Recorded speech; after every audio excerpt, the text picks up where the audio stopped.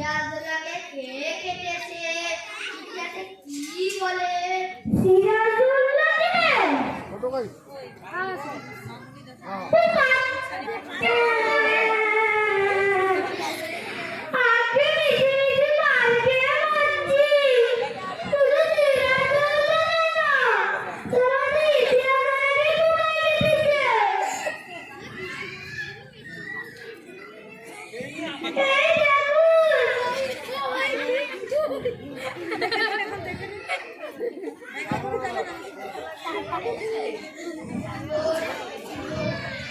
ব্যাকরণ মনে আছে? পর্দা কি? তার একটা উদাহরণ দিয়ে দাও দেখি। আপনি পড়তা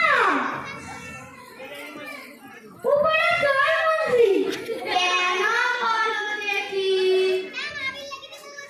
তিনি কি আমার মনে আছে তোমার বাবা আগে মাথা নয় ওটা আমার পিঠ গোষ্ঠীদ্বয় পুরুষ কাকে বলে? জানি না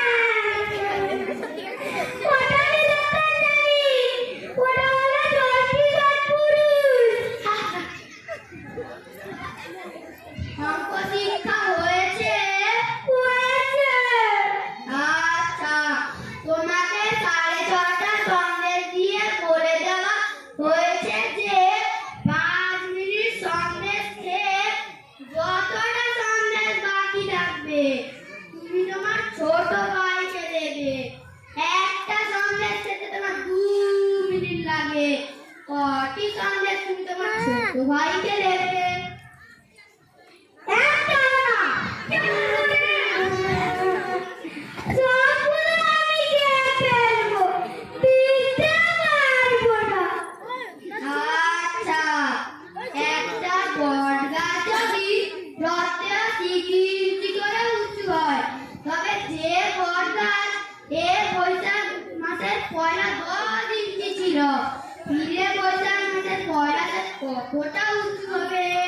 যদি সে গাছ পেকে যায় তাহলে ঠিক বলতে পারবো যদি সে গাছ বারবার ছিঁড়ে ওঠে তাহলে মেপে দেখলেই জানা যাবে আর যদি রীতিমতো শুকিয়ে যায় তাহলে কোথায়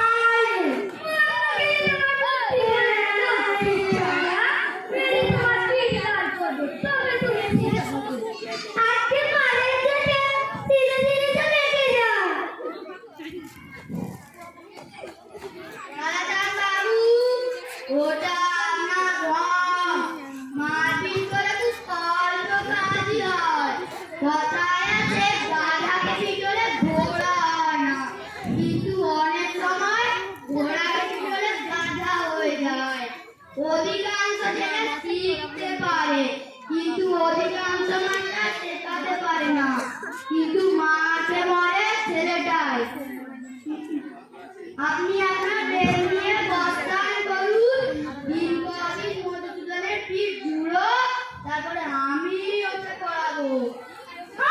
বাচ্চা গেল বাচ্চা গেল মশাই এই ঝিলিকি পড়ানো মধুদের করবো কেবলমাত্র মেনে লেবা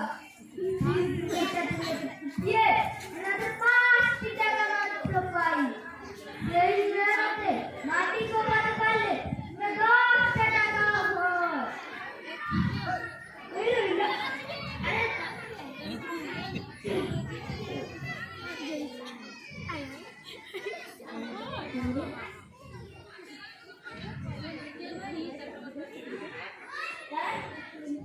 এই